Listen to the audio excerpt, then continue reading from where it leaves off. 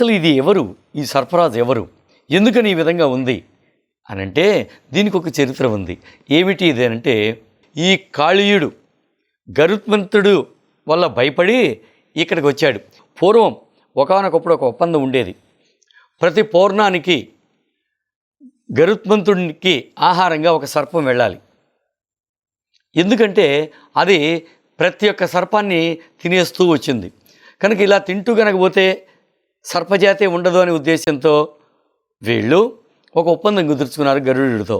ఏమని అంటే, ఎప్పుడు ప్రతి పూర్ణానికి ఒక సర్పాన్ని మేము పంపిస్తాం, ఆహారంగా దాన్ని స్వీకరించి మమ్మల్ని మిగతా వాళ్ళని వదిలిపెట్టాయంటే సరే అన్నాడు గరుడు.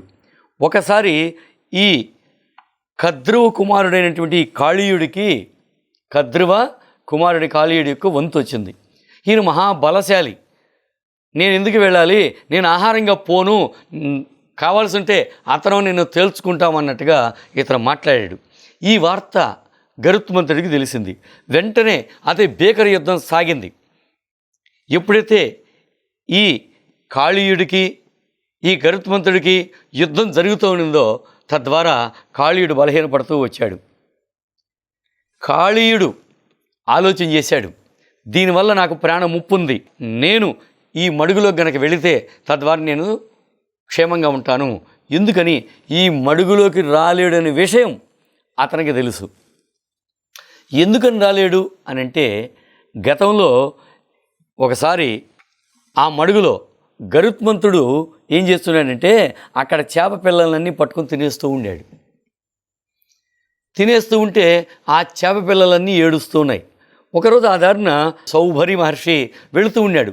వెళుతూ ఉంటే అందులో కొన్ని చేపలు ఆ మహర్షిని ప్రార్థించే, మహాత్మా మమ్మల్ని ఈ విధంగా గరుత్మంతుడు తినేస్తూ ఉన్నాడు అని.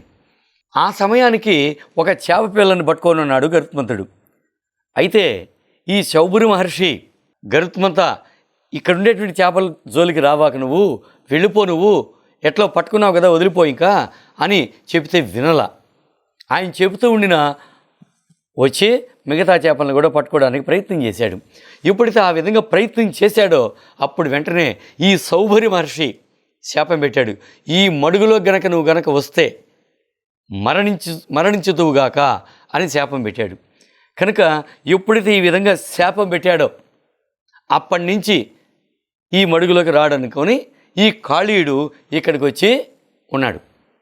దానికి సంబంధించినటువంటి దగ్గరలో ఉండేటువంటి జంతువులు ఏదైనా వచ్చినా ఏవైతే ఉన్నాయో అవి ఆహారంగా అది స్వీకరిస్తూ తన విషాన్ని కక్కుతూ ఉండేది.